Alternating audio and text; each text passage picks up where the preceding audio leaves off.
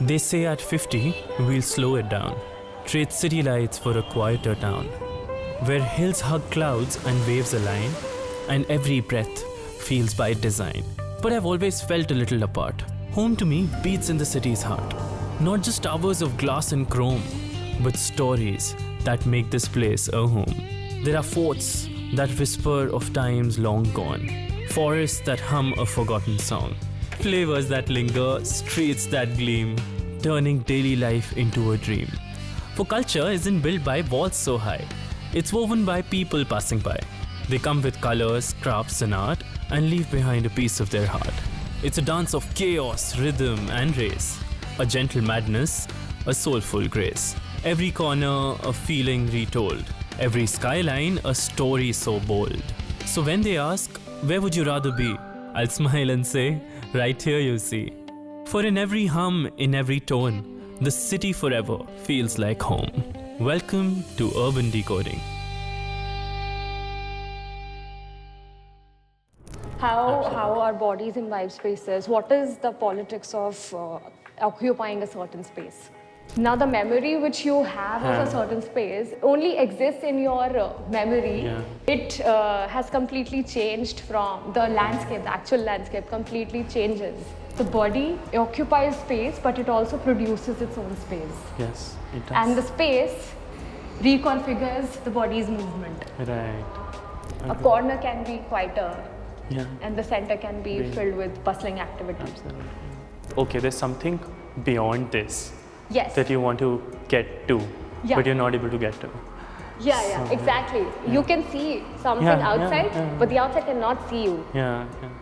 We build spaces everywhere we go, carrying memories, habits, and even fragments of home.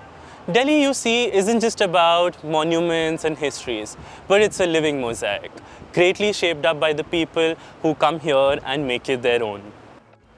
Hi, I'm Divyanshu, and I'd like to welcome you all to this very special series called Decoding Delhi, brought to you by HT Smartcast. In this very first episode, we're going to meet this artist called Saloni Jaiwal, who's extremely talented, and through her curations, we're going to understand the idea of space. So let's begin right away. Hi, my name is Saloni. I'm a writer based in Delhi. I'm a curatorial fellow for this year's Gallery Splash Catalyst program called Signal and Drift. The exhibition that I have displayed this year is titled Walking Past, and it looks at how artists are reconfiguring this idea of image making as place making, and it also includes how you look at certain spaces. You look at cities, you look at rural spaces, how this transition happens, how does your body experience the space, how do you imbibe certain aspects of your spatial experience. Let me take you through some of the artworks which will make you familiar with what we've been doing here. That'll be great. Thank you.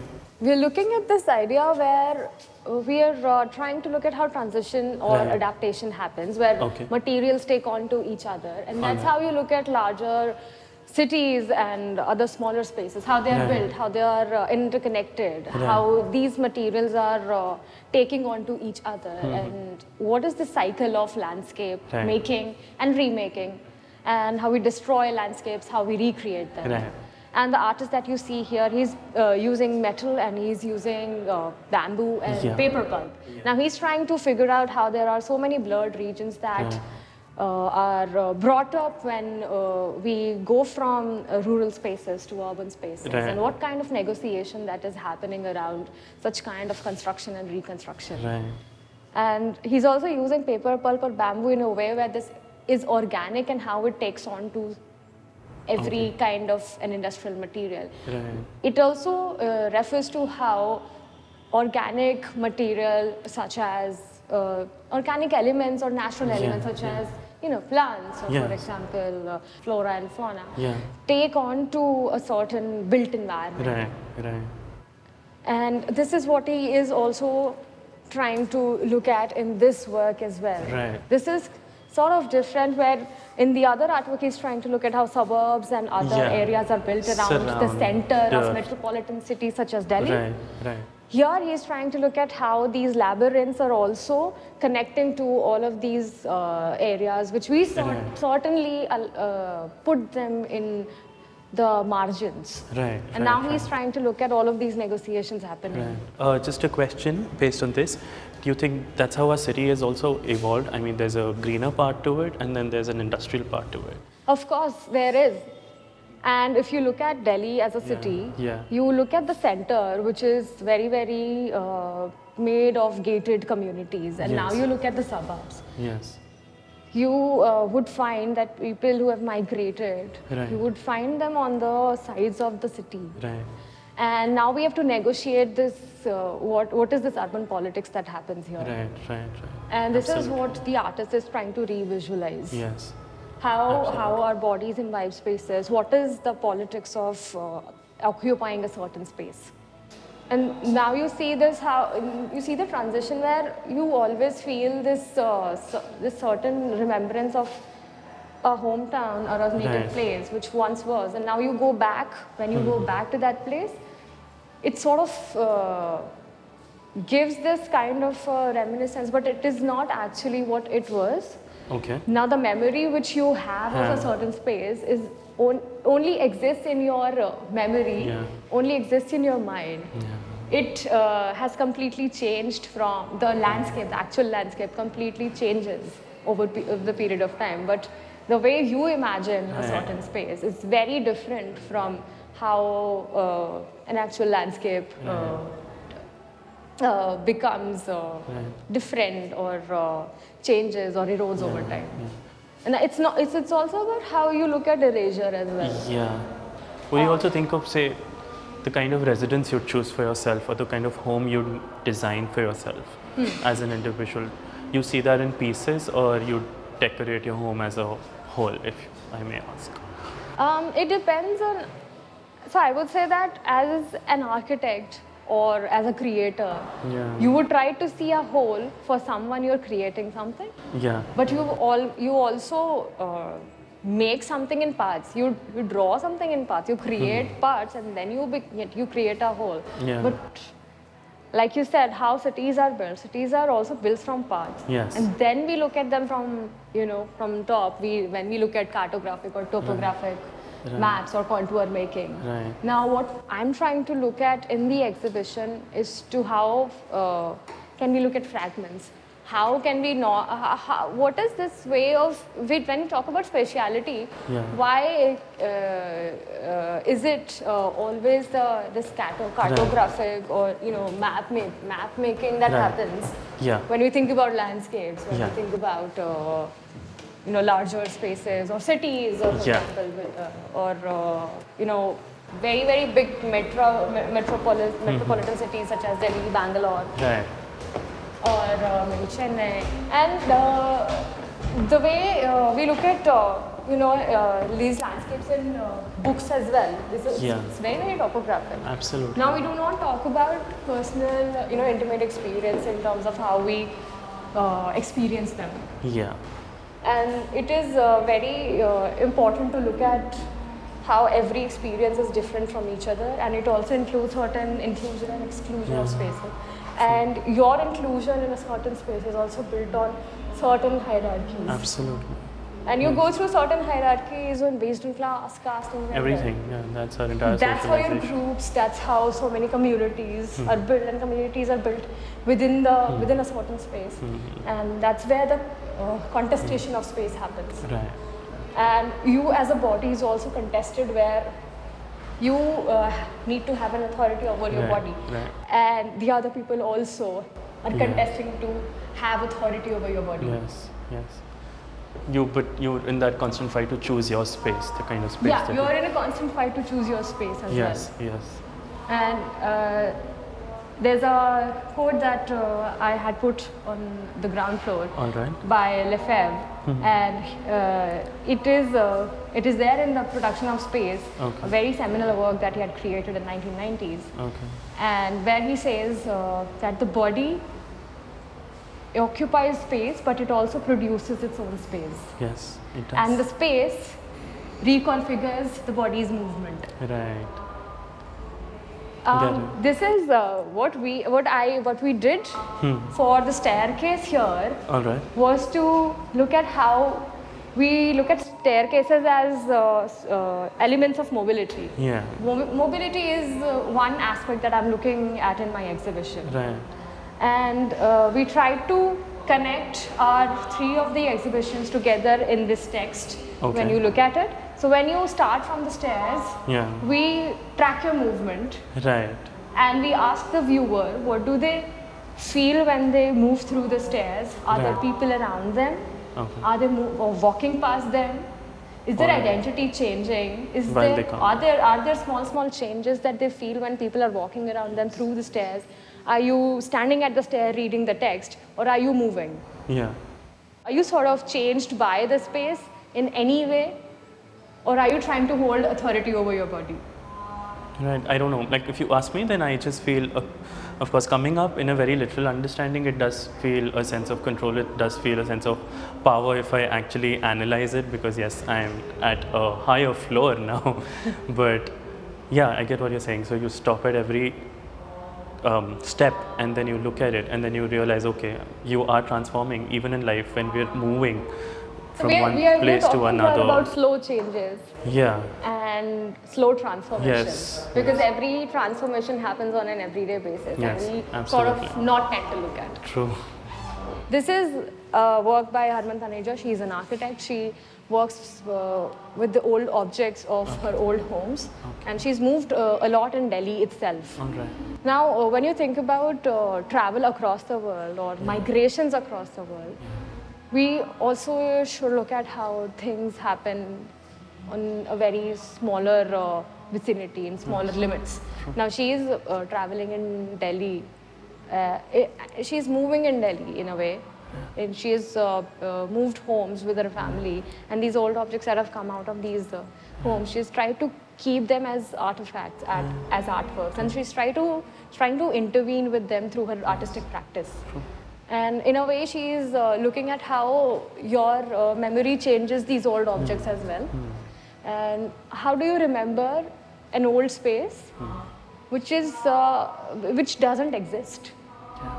This is the urban alienation I was talking about. And he's also talking about this thing called missing horizons. And if you see that there is no perspective, or we could say there's distortion that's happening here. This is the distortion that people feel when they see everything from the rooftop. This is the top angle.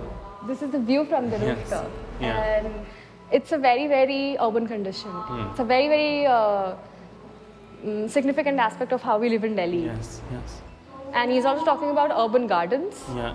And these urban gardens are small gardens that are cultivated in the balcony or the terraces. Yes, absolutely. And that's a luxury that you rarely get to enjoy in other cities, apart from, say, Bombay. Can't even think of having a balcony. Bombay has very, very small spaces, and Bombay is a city that is built up in a way which is with no balconies. It's a city which has even more movement. Yeah, movement for sure. And it has more people coming in. Absolutely. And through these architectures, or maybe the way the transit of the city is built, you try to think of the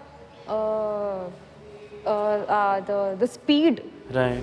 A speed that the city has. Yes. A city can be slow and a city can be fast. Yes. Within Delhi, you experience that at two different places. Exactly. Yeah, so there is so many green spaces when you move, the public spaces. Right.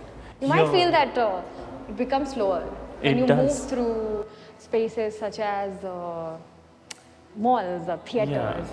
Yes. Then you feel like, oh my god, this everything is so fast. is just too happening. Yes. Too happening. Yes. And that's why you try to, within a certain space, you tend to feel different experiences. You tend to have different spatial experiences within a smaller space as well. A corner can be quieter, and the center can be filled with bustling activity. Absolutely. This is Sabiha Dohadwala, and that is also Sabiha Dohadwala. She works with textile. She's a textile artist. She's working with monument architect, and she's trying to look at how places are built, especially large spaces, public spaces, how monuments are built. And she's trying to look at how something that is set in stone can be transformed into something mutable. Okay. Something that can be soft. Because how do we experience spaces in terms of emotions? Right. These emotions are, these are all very very architectural as well, right? I mean, you see these are very architectural. These are jalis. These are recreations of jalis. That's what the exhibition is also about. You're recreating spaces. Yeah. You're recreating spaces through personal experience, through human experience. Yeah. And that is how we experience these spaces. Right. That is how we experience public spaces. These jalis are a way where people find solace as well. People find peace as well, where they try to tie these threads into the windows as well. Yeah. When you think about jalis as windows, where in dargahs or maybe temples, people tie these threads in the empty spaces of these jalis. So it becomes a way of exchange dealing with your longings. Yes. And you're exchanging your memory with a public space. You're leaving your memory or a longing in that space and moving out of that space with a certain relief, maybe. Yeah, longing, very rightly that you pointed out that, okay, there's something beyond this that you want to get to, but you're not able to get to. Yeah, exactly. You can see something outside, but the outside cannot see you. Yeah. Agreed. And it's a way to also look at how perspective functions. Yeah. Because from a tiny empty space, you can look at a very large space outside. Yeah. True. So there's smell of the flowers here. It is sort of talking about how you remember spaces from smells as well. Yeah. You 100%. Remember spaces through fragrances, through smells, through touch. It is always multisensorial. Yes, it is. It's not only visual. Yes. And here he's talking about his personal archive of photographs that he found with his own family. And he tried to look at the communication that happened between his family when they were divided because of partition. Yeah. And this communication happened through photographs. And it's a very beautiful way where you are looking at transformation of your family through photographs. Yeah. Because you cannot see them physically. Yes. And the photographs have certain letters behind them, as you can see here. Yeah. He has created really large light boxes of these photographs of history or artifacts that have power to take you through time. Yes. That's why he calls them time box. Okay. He's used light as a metaphor to think about how we look at time. Yeah. How memory also functions. So the light comes and fades. Okay. And these letters are the letters behind the photographs. Yeah. They're all in Urdu, Yeah. something that he cannot translate, something that he doesn't understand completely. And so he has to ask other people, he has to interview so many people in terms of his neighbors, the old friends, old relatives. From that time. To understand what had happened. And so he's trying to fill this gap, the gap that has come from the stopping of the communication. And this also happens through how, we think about spaces, we think about large spaces like countries, how policies function. Yeah. And then we move on to single unit like family. Yeah. You think technology would have sort of helped him go back and better experience his family or the days gone by or anything that he could not? Technology does help. Or it will help you, say, 30 years later? It would help. Technology does help to access archives. Yeah. So many archives are being put on websites. So many really great work is being done by so many academic institutions as well. So many people who are doing it personally. They are trying to digitize their archives and giving public access as well. These photographs, or do you think so? I mean, everybody's making these great reels and videos these days. That in contestation versus something tangible, which you have these pictures. What would you prefer? Or, do you think that is actually because it's all quick content? it's also losing out its value in terms of how advanced or how good it's getting every day. But this is a camera, this is so tangible, this is something that will probably stay, but you might create a reel today, you'll forget about it 5 months later or even 5 days later. So Sure. It's what we call ephemerality of images. okay. It's Yeah. it's a way the current society, contemporary society functions. Yes. And the way we are attuned to technology. But there is also this tendency of keeping something tangible with us. And that's why you have family albums still with you. Being relevant, yes. Still being relevant. And there are so many lens-based practices that are currently in contemporary art right now, which are trying to look at analog cameras, analog printing techniques as well. And they're sort of trying to look at how these tangible old photographs hold value in terms of time and history. But like I said, we need to negotiate with what is happening at the current moment because we are the digital people. But surely we need to look at, but surely we keep these tangible things to kind of trying to hold on to a past that we do not want to get we do not want to get erased. Absolutely. Okay. And that is something, and then the digital photo is something that is mutable. You can change it in any way. You can even make this photo digital. You can convert it into anything. And now that AI has come, you can completely bring out a new image. You can make these people talk. You can make these people talk. But the actual, like you said, the tangible, tangible reality that this photograph holds is something that only this photograph can bring it to you. And this is, I think this is a very important part of your experience or personal life as well. True. You need to go back to it because of the fact that maybe it kind of makes you think about how you can change. For sure. So this is the idea behind Very the insightful. exhibition, and the main crux of this exhibition is to look at how image making as place making happens. Thank you so much for the entire tour.